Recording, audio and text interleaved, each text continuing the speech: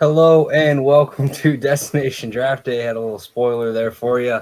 If you're watching on stream, I'm Michael Rockman, joined by Bailey Kumar, and we are excited to have you guys on this Monday. So we're hoping to lift your spirits because we know that the week ahead can be tough. So Bailey, first and foremost, how you doing?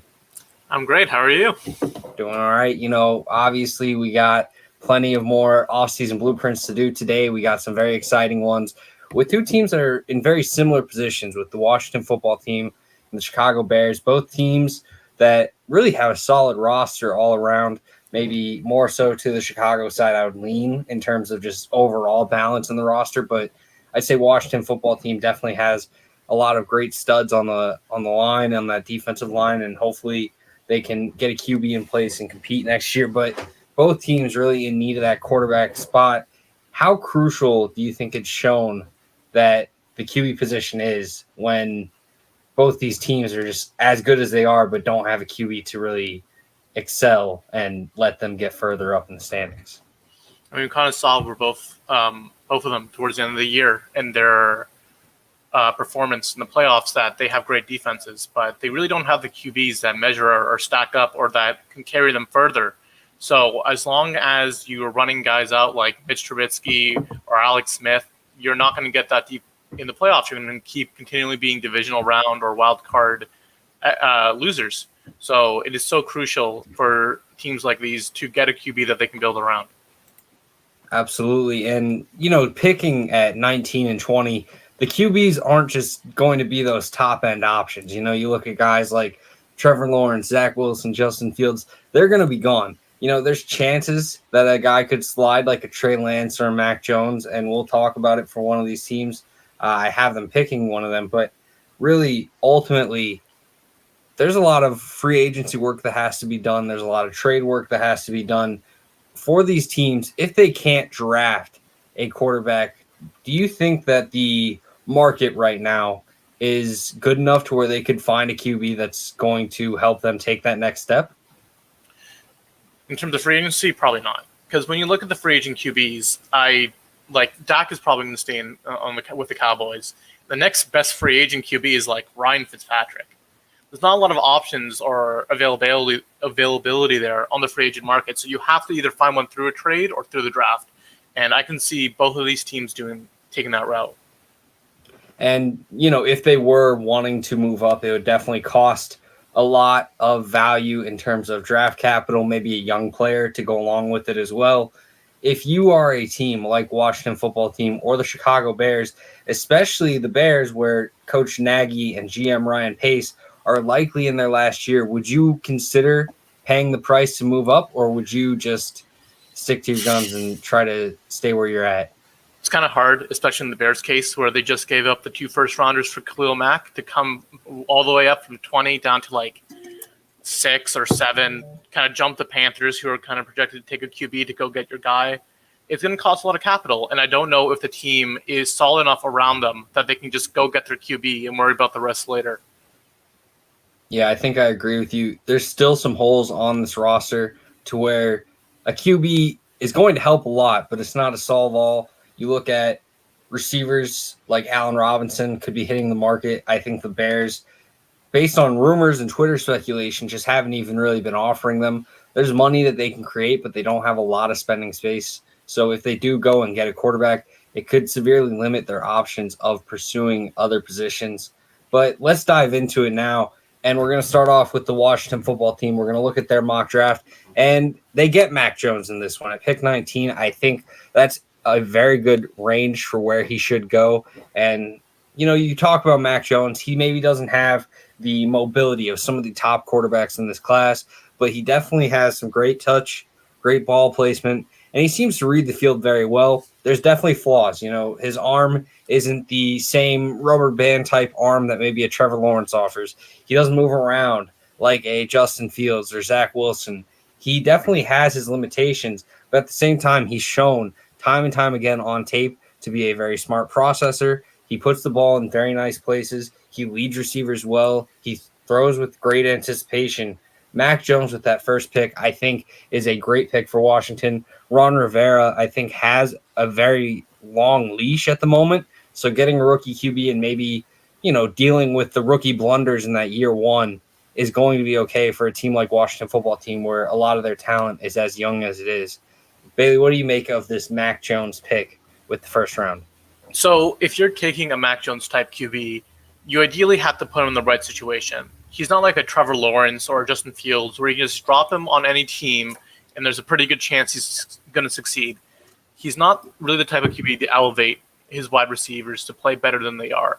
And so when you draft Mac Jones, you need to make sure the team around him is solid, that you give him enough weapons, you give him enough time in the pocket, and then he will produce.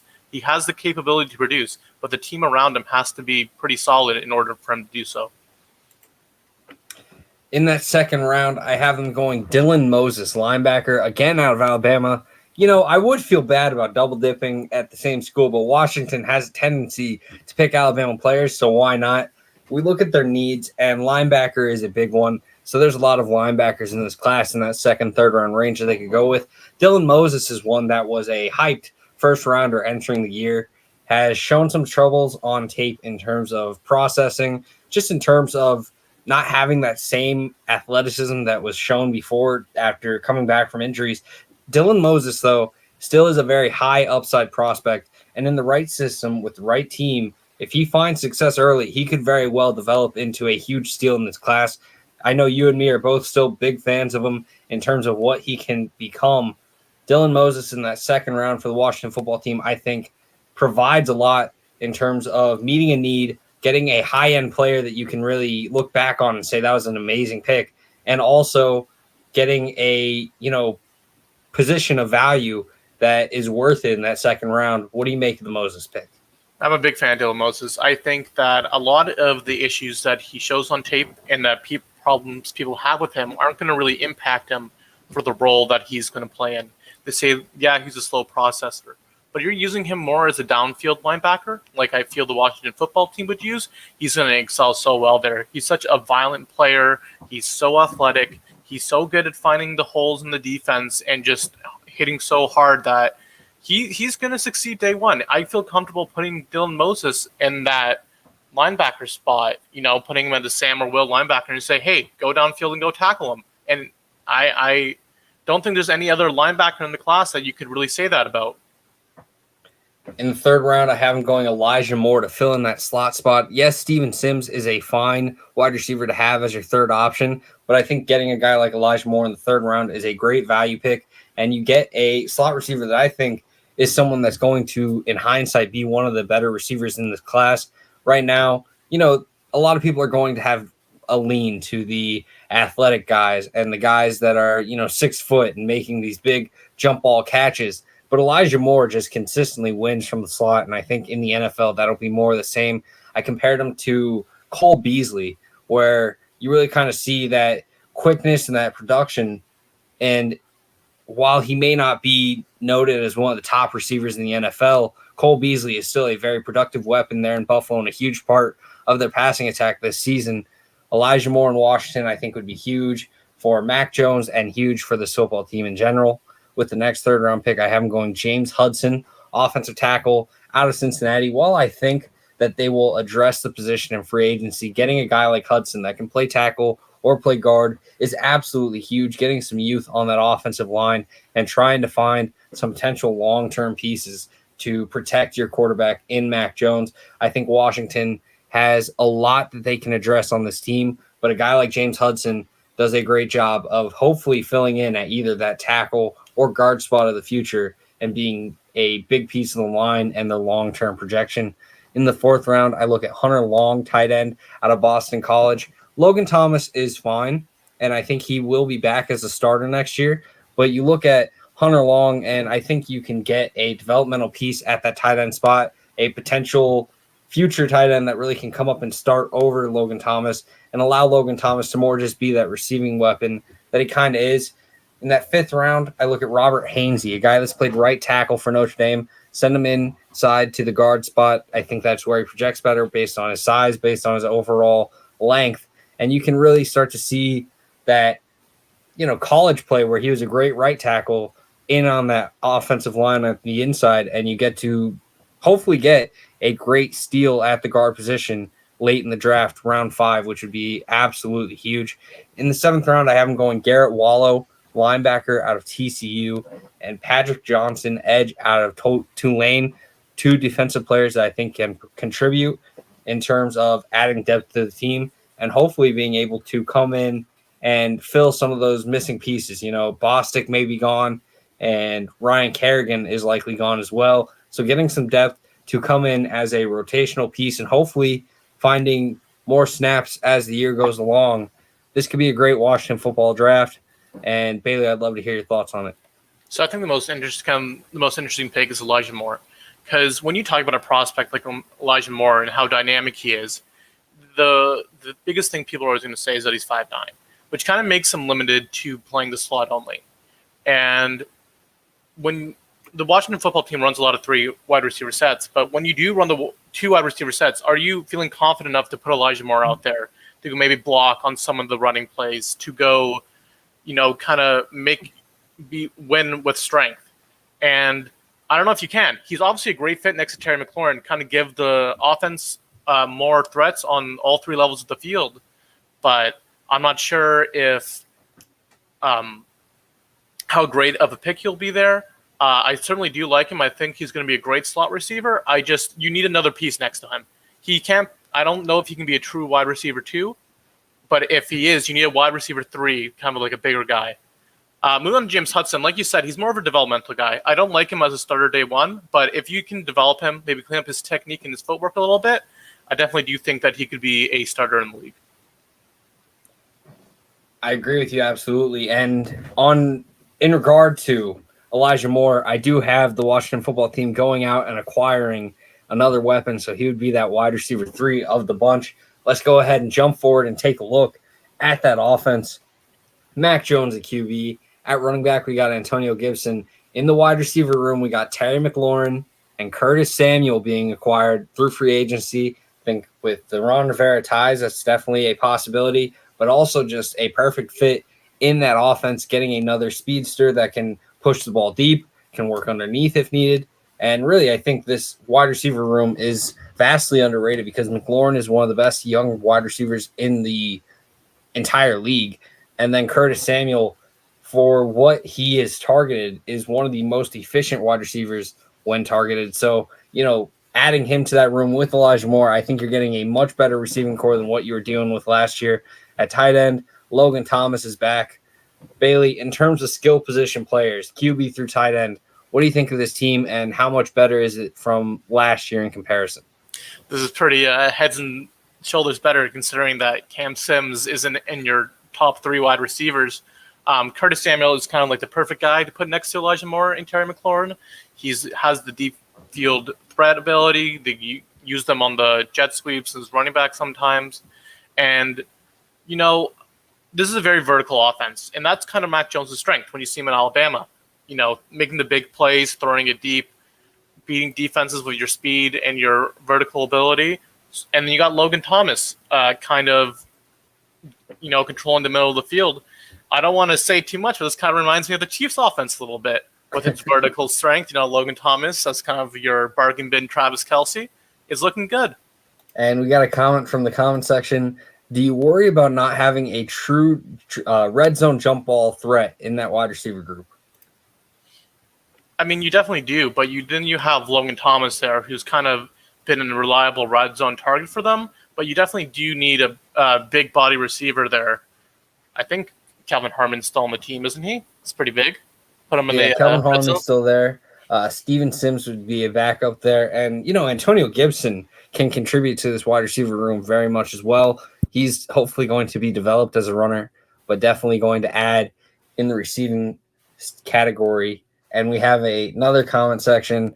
Borat voice, that offense looks very nice. And, obviously a much improved unit. On the offensive line, Alejandro Villanueva, Wes Schweitzer back at left guard, Chase Roulier at center, Brandon Sheriff at right guard, and Morgan Moses at right tackle. This offensive line still has question marks. Schweitzer may not be the long-term left guard for this unit, but having a piece like James Hudson, piece like Robert Hainsey, hopefully you can get some more youth in this line. The big questions are, what they do at left tackle, and will they bring back Brandon Sheriff? What do you think about those positions? And, obviously, Brandon Sheriff is a talented offensive lineman. I think they know that. It's just the question of whether they'll spend the money or not. Yeah, it's definitely about the costs. When you also bring in Curtis Samuel, he's going to cost a pretty penny too. So you have to balance your needs. And the defense was great last year. Don't get me wrong, but there's still holes on it that needs to be improved. Your free agent money. Sheriff is obviously a reliable guard for you. For many years, he has been now, and you need a good line around Mac Jones.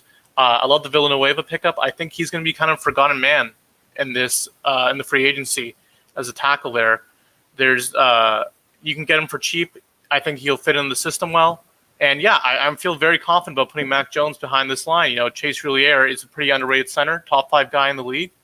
And this will definitely give Mac the time and the time to operate to hit these guys deeper. And now we move on to the defensive side of things, where we look at the unit that really carried this team last year. On the defensive line, Daron Payne back at nose tackle, Jonathan Allen in that 3-tech, 5-tech spot, Matt Ioannidis not in the graphic, but very much a piece of that defensive line as well. On the edge, you look at Chase Young and Montez Sweat. At linebacker, Dylan Moses, Cole Holcomb, and then Landon Collins dropping down and playing into that kind of money backer position, with Cameron Curl really taking that strong safety spot. In the cornerback room, Ronald Darby, Fabian Moreau, and Kendall Fuller really boomed out of nowhere last year, really proving themselves to be a strong cornerback unit. The big need is free safety, and I have them going again, Marcus May out of New York with the Jets. Based on rumors, he's very upset with the negotiation process that's been going on with the Jets. Sounds like the Jets may not want to spend what Marcus May is worth. So for that, the Washington football team is able to come in and pick him up.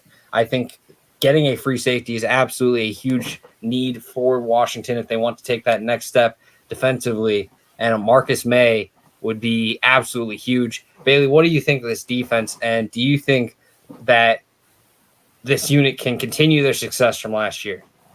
Yeah, that's a big question, isn't it? They were certainly played well above what people were expecting them to play last year. And you have to wonder, is it a flash in the pan or is this a sustained success? You're bringing a lot of the same guys back. And, Ronald Darby kind of have an up and down career. Fabian Moreau kind of just not that great until this year. And Kendall Fuller up and down as well. And is your money best spent here? Just running it back to the same team. Are you confident in the linebacker core to repeat his performance? Are you confident in your CBs to repeat your performance? Your defensive lines is great, and that Chase Young and Montez Sweat are only going to get better. So I think the front seven's looking pretty good, but and adding Marcus May to the defensive back certainly helps, but I'm not sure about the cornerback room.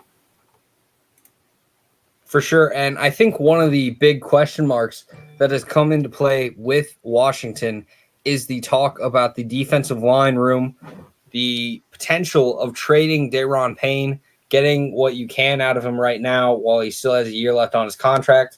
In that 4-3, the nose tackle maybe doesn't come in as much as Ioannidis and Jonathan Allen will. So in your mind, do you think trading Payne right now and getting value for him is worth it, or do you think they should just reap the benefit of having 3 very good defensive linemen? You can go either way. I know that you talked about moving early in the show. You talked about them moving up. Daron Payne could be an option for them as a kind of an additional piece, a younger player to help offset some of the costs that moving up does cost. And maybe they take kind of a nose tackle later in the draft. You just got to weigh how much his production truly means to your team, and how easy is it to find his replacement in the draft for free agency. Now we look at the overall projection of this team, and they won the NFC East last year, but it definitely wasn't pretty. There's definitely still some reservations about the Washington football team and question marks surrounding their roster. If you were to predict just, record for the 17-game season and maybe their placement in terms of how far they get through the season, maybe division placement, what do you think the expectation should be in Washington, and what do you think the true result will be? If you're a fan of the Washington football team, you got to think that with all your free agent dollars, you're getting a new QB, that your team has to be better. When you add a Marcus May and you add a Curtis Samuel, that team has to be better than it was last year. And I don't think it's crazy to say they'll be like 10-7 or even 11-6. I could see it happening. This team is very, very good. And if you just keep adding these pieces, keep developing your talent, it's only going to get better. So I feel confident saying, 11-6. I'll say 11-6.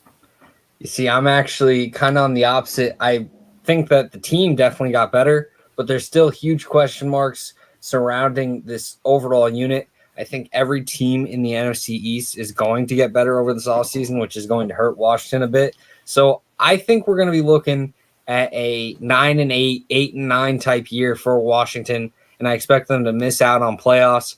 Come back, Mac Jones year 2. Hopefully they will be able to make it, but I do think that there's going to be a bump in the road for year 2 of the Ron Rivera campaign.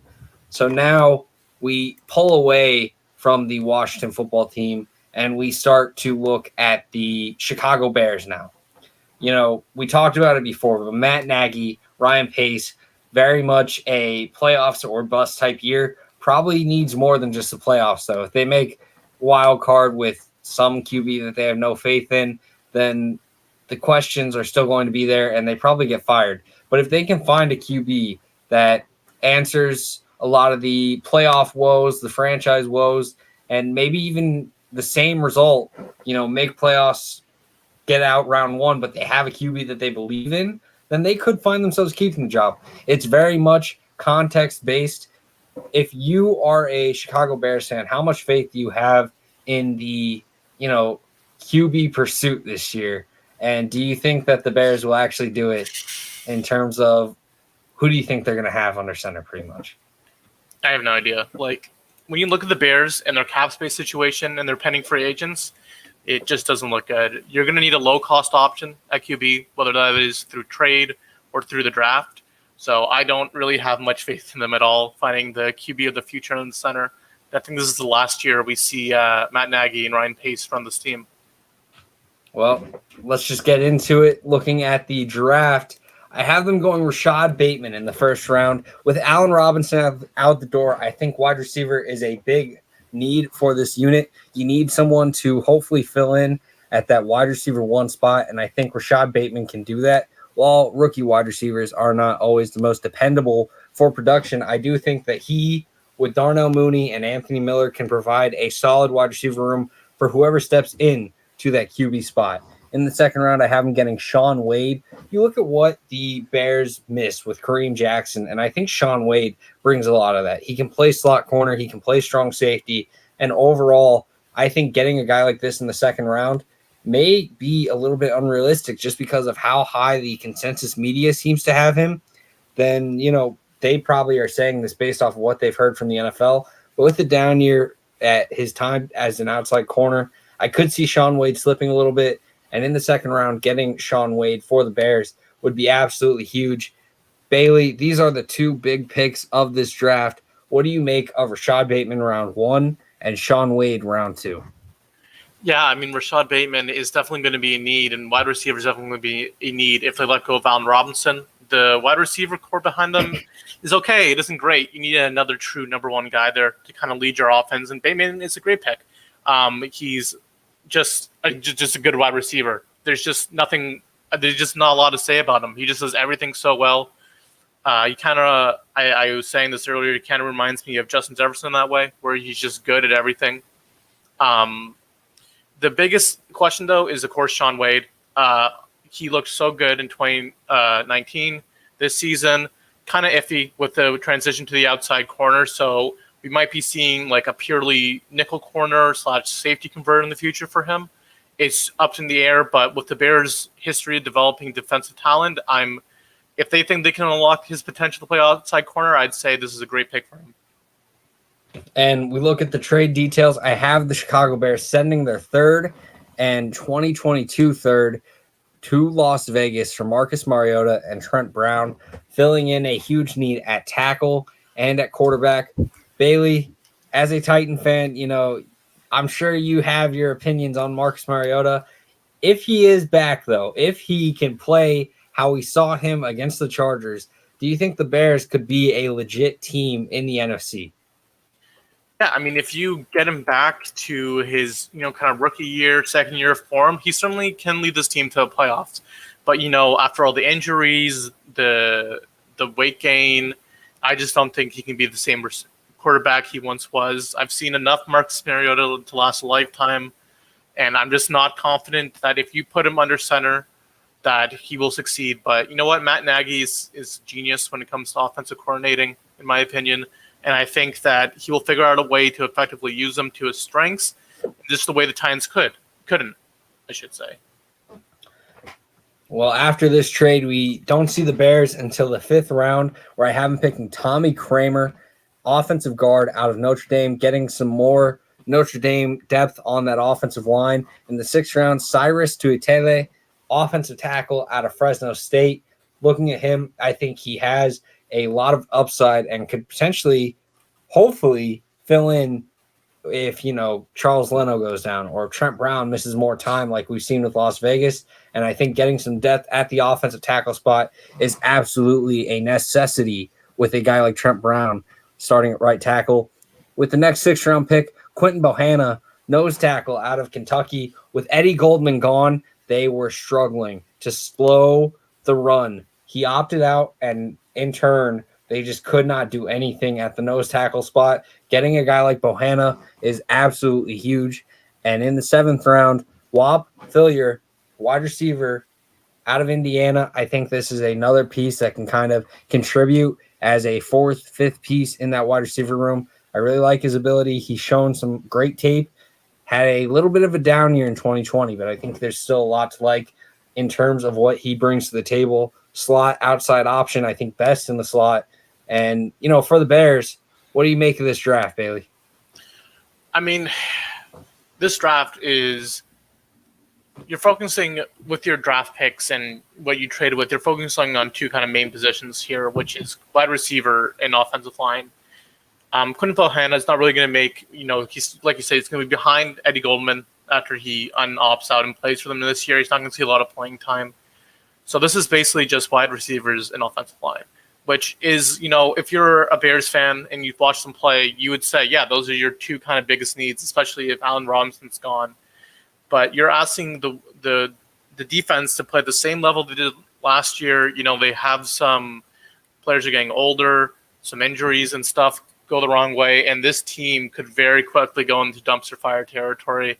They don't have a lot of depth behind them. They're losing a ton of players to free agency. I almost don't want to give Matt Nagy Whop Philyor just because of the way I know he's going to use them with all these little screens and reverses and stuff.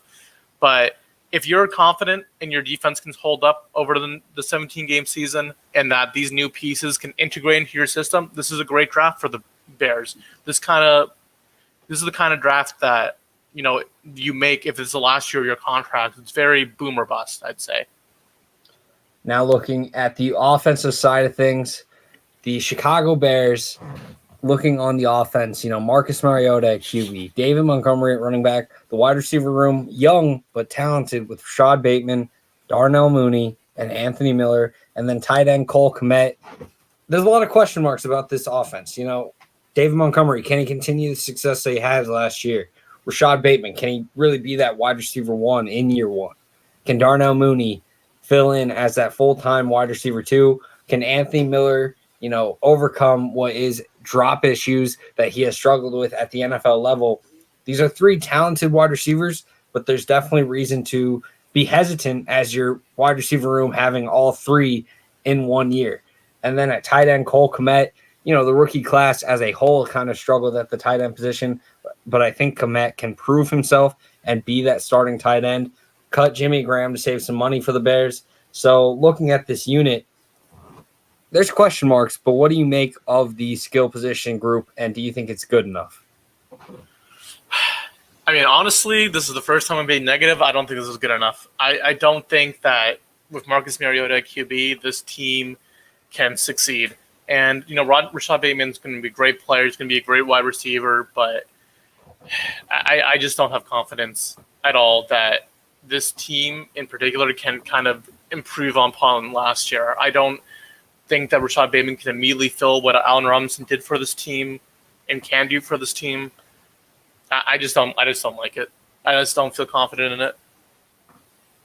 I can't say I disagree with you. There's definitely not a lot to work with for the Bears, but I do think that it kind of comes down to what Mariota is going to be for the Bears and what Nagy can get out of him, or whoever is playing QB for the Bears next season. Because, David Montgomery has shown a lot of promise, and with an improved offensive line, health on the offensive line, I think he's just going to get better.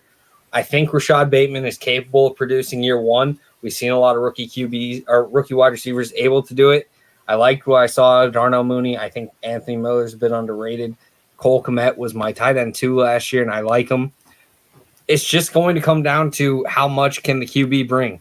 And while Mariota has had his down seasons, I would like to believe that with a year kind of resting for the most part as a backup, he's able to get healthy and maybe get some confidence back and hopefully become a starting QB that we saw early on in his career.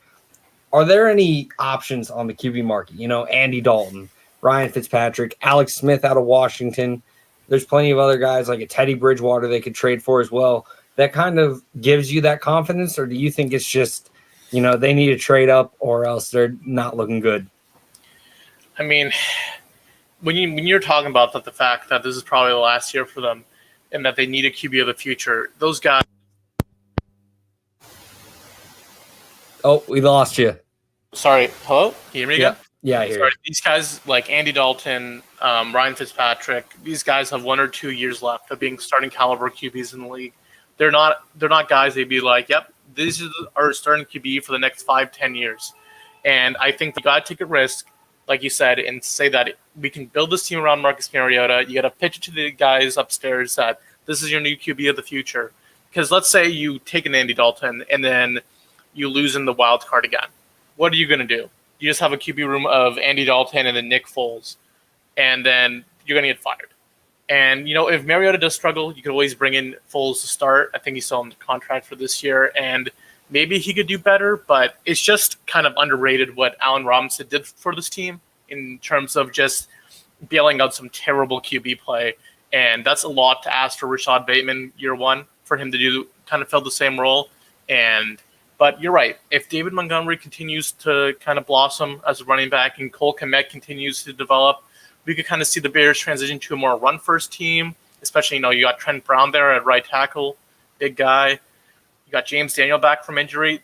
If they can kind of shift their offensive philosophy to be more of a run-first team, kind of let Mariota be more of a game manager than a true gunslinger, then, yeah, I think that's kind of like the best-case scenario for them. And looking at this offensive line with the additional pieces, Charles Leno back at left tackle, James Daniels back from his injuries, Cody Whitehair at center, Germain Ifedi signed back as the right guard, and then right tackle Trent Brown acquired in the trade. I think this offensive line is much improved, and it's something that, the Bears have been struggling to really address for a while, getting a consistent offensive line. Health permitting, what do you think of this offensive line, and where would you say it ranks in terms of just, like the good, very good, elite, where do you put them in terms of superlatives?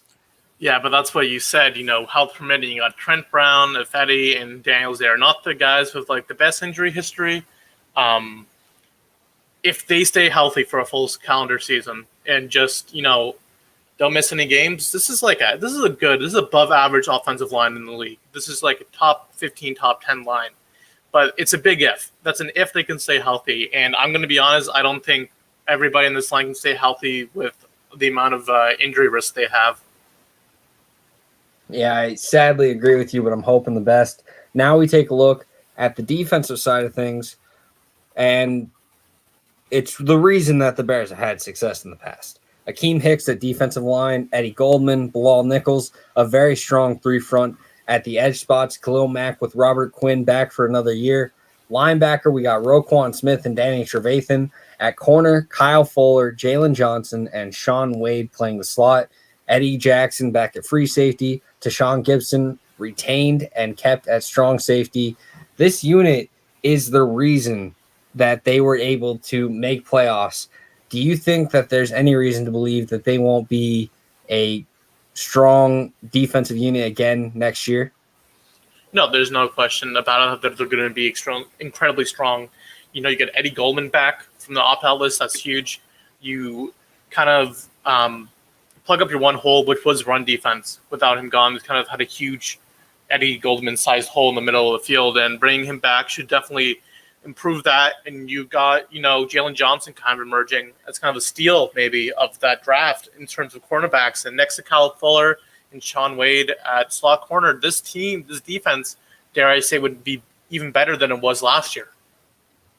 So, we talk about the defense, we talked about the offense. The big question now is, what do we see for the Bears? Obviously, a very tough division with the Vikings and Packers in there. What do you think of the Bears in terms of projection? Where do you think they place in the division? And what do you think a realistic expectation is if you're a Bears fan out there? If I'm the Bears, realistically, I'm thinking your peak is second in the division, another wild card entrance. That's kind of like what the most this team can do. If I were to guess and try to be accurate about it, I would say this is a 6-11 team, a 5-12 team. I just don't have confidence in the offense at all. And without a good offense, you're just not going to win football games. And I would say they'd come maybe third in the division, maybe fourth, if the Lions kind of surprise everybody and kind of have a really good offseason, good culture change. But yeah, this is just not a playoff team in my opinion. Not going to make a deep run if they do make it. Sorry, Bears fans. This isn't it. This isn't a good team. So if you are the owner of the Chicago Bears, right, the precedent has been set on Ryan Pace and Matt Nagy that if they want to stick around, they need to have a great year. What is your, standard that you would need to see as an owner to where you're saying, okay, we're willing to keep you? I think it's a playoff win. One playoff win. And I don't think that's too much to ask for. I don't think they've won a playoff game under this this leadership group, right? They lost last year, and then they lost on the double doink 2 years prior. I don't think we made the playoffs besides that. And I think they beat the Rams once when they played them, but I'm not 100% certain. Yeah, I'm not certain either, but I think you definitely need a playoff one just to be like, hey, you know what? We're under control. We know what we're doing. We got a clear direction with this team, with Mariota as QB or Rivera as QB, that you can build the confidence. That's what the main thing is you have to build confidence that you know what you're doing and that you have a pretty set directive and future for this team. So looking at it from a NFC North perspective, do you think that, there's so many question marks on this team, and I guess the question is, do you think that they offer a ceiling that is higher than, a team like the Vikings or the Packers, or do you think they're kind of limited to, even at their best, they probably aren't capable of matching up with what the best Packers or best Vikings could bring?